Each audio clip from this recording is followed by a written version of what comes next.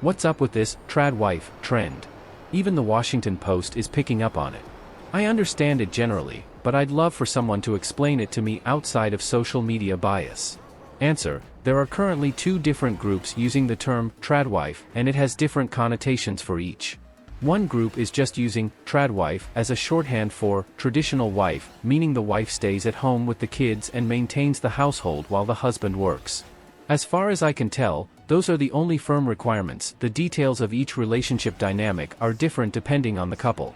In most cases, the couple in question have mutually agreed to this dynamic because it suits what both partners want, and isn't really all that functionally or ideologically different from a relationship in which the man is the SAHP and the wife works.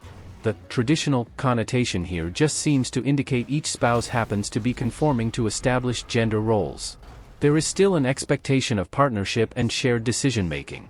Another group is using the term tradwife in a very different way, as propaganda for things like white Christian nationalism and misogyny.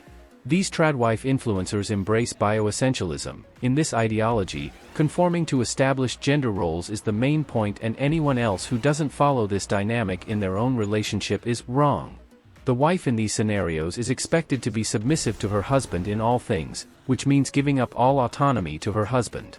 The husband decides where and how they live, controls all finances, expects sex on his terms whenever he wants, and decides when the wife will get pregnant and how many children they will have. They see it as their duty to produce as many white children as possible to save society. Because these different groups of people are using the same term, it's causing a lot of confusion. My personal feeling is that it's only a matter of time before people in the first group stop using tradwife to refer to their lifestyle because of the negative connotations the second group is bringing to the discussion.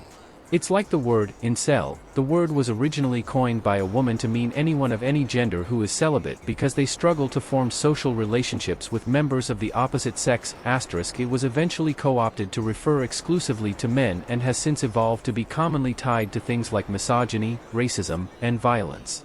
The people who originally identified as incels decades ago are a completely different group than the individuals who identify with that term now. Leaving my original text for transparency, but as others have pointed out, it's far more accurate to say, because they struggle to form social, including romantic, relationships with other people.